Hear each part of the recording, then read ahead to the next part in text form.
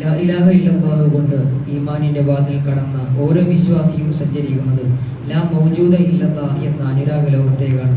ആ ശുദ്ധ തെളിവിനെ തേടി നീ ശരിയാത്തുന്ന കപ്പലേറണം. തസവൂഫിന്റെ ചുളിവുകൾക്കിടയിലൂടെ മൈരിഫത്തിന്റെ അടിത്തട്ടിലേക്ക് നീ ആഴ്ന്നിറങ്ങണം. ആഴ്ന്നിറങ്ങും തോറും നിന്നെ അസ്റാറുകളുടെ രസം വന്ന് പൊതിയും. ആ പൊതിഞ്ഞ രസത്താൽ നിനക്ക് നിന്റെ അനുരാഗനാഥനിലൂടെ ഒരു സൂഫിയായി സഞ്ചരിക്കാൻ സാധിക്കും. ഹാജി അബ്ദുൾ റസാഖ് മസ്താന്റെ വരികളിലൂടെ. ലാ ഇലാഹ ഇല്ലല്ലാഹു എന്നഹുലിവേ, ലാ മൗജൂദ ഇല്ലല്ലാഹു എന്നഹുടുവേ, ലഘു ലഘു ആദെങ്കിലും ശുദ്ധ തെളിവേ, ലോകമിന്റെ അടക്ക കാണിച്ചുളിവേ, ലാ ഇലാഹ ഇല്ലല്ലാഹു എന്നഹുലിവേ, ലാ മൗജൂദ ഇല്ലല്ലാഹു എന്നഹുടുവേ, ലാ ഇലാഹ ഇല്ലല്ലാഹു എന്നഹുലിവേ, ലാ മൗജൂദ ഇല്ലല്ലാഹു എന്നഹുടുവേ. തൊഴിലുകളവന്റെ സ്വന്തമെന്നറിഞ്ഞോ, കഴിവുകൾ അതിന്റെ കർത്താവെന്നറിഞ്ഞോ. ആത്മീയ ലോകത്തേക്കുള്ള സഞ്ചാരത്തിന് അള്ളാഹു അമ്പിയാക്കൾ വഴി 104 കിതാബും ഇവിടെ നൽകി. ആ വിജ്ഞാനപ്പാല കുടിച്ച് നീ നിന്റെ വിശപ്പ് മാറ്റുക. വഴികളതാകെ ഒരു 104, വഴികളതാകെ ഒരു 104, വിശപ്പിന്റെ വിജ്ഞാനപ്പാല് ദാഹിമും ദാഹിമായി വിളങ്ങും ഒലിവേ, ദാഹിമും ദാഹിമായി വിളങ്ങും ഒലിവേ, ലഘു ലഘു അതെങ്കിലും ശുദ്ധ തെളിവേ, ലോകമിന്റെ അടിക്കത്താണ് ചുളിവേ, ലാ ഇലാഹ ഇല്ലല്ലാഹു എന്ന ഒലിവേ, ലാ മൗജൂദ ഇല്ലല്ലാഹു എന്ന ഒടുവേ, ലാ ഇലാഹ ഇല്ലല്ലാഹു എന്ന ഒലിവേ, ലാ മൗജൂദ ഇല്ലല്ലാഹു എന്ന ഒടുവേ. കലിമയിലാണ്ട് കൗതുകം പോണ്ട് കാഫഹായ ഐസ്വാദിൽ കണ്ട്. അല്ലാഹുവിന്റെ കലിമത്തിലൂടെയുള്ള ഗമനത്തിൽ നിനക്ക് ഒരുപാട് കൗതുകം കാണാനുണ്ട്.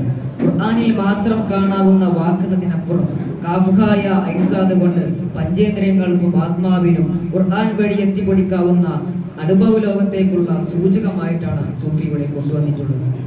കലിമൊഴി പാടുത്ത് അബ്ദുർ റസാഖ്, കലിമൊഴി പാടുത്ത് അബ്ദുർ റസാഖ്, കരുത്തുള്ള വാക്ക് കൈയേറ്റെടുത്ത് ഒളിവിന്നൊളിവായി വിളങ്ങും ഒളിവേ, ഒളിവിന്നൊളിവായി വിളങ്ങും ഒളിവേ, ലഘു ലഘു അതെങ്കിലും ശുദ്ധ തെളിവേ, ലോകമിന്റെ അടിക്കത്താണ് ചുളിവേ, ലാ ഇലാഹ ഇല്ലല്ലാഹു എന്ന ഒലിവേ, ലാ മൗജൂദ ഇല്ലല്ലാഹു എന്ന ഒടുവേ, ലാ ഇലാഹ ഇല്ലല്ലാഹു എന്ന ഒലിവേ, ലാ മൗജൂദ ഇല്ലല്ലാഹു എന്ന ഒടുവേ.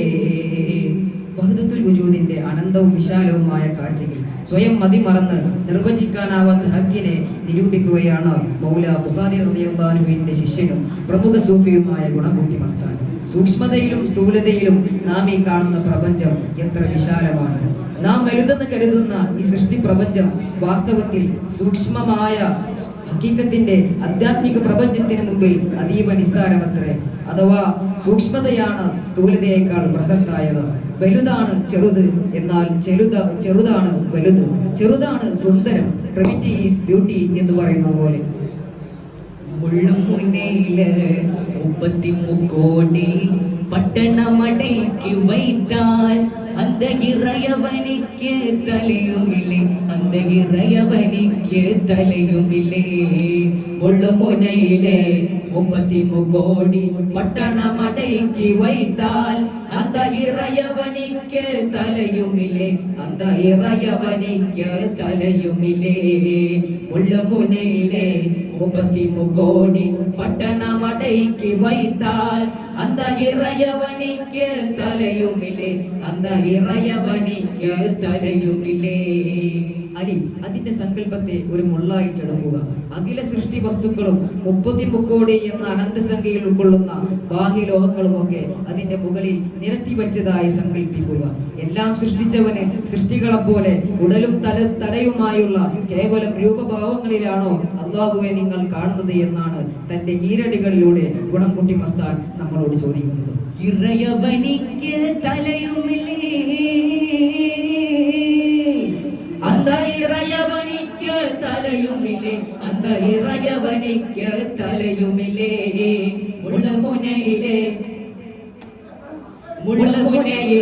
33 கோடி பட்டணம் அடக்கி வைத்தால் அந்த இறையவனிக்கு தலையுமில்லே அந்த இறையவனிக்கு தலையுமில்லே முள்முனையிலே 33 கோடி பட்டணம் அடக்கி வைத்தால் அந்த இறையவனிக்கு தலையுமில்லே அந்த இறையவனிக்கு தலையுமில்லே. അസ്സലാമു അലൈക്കും.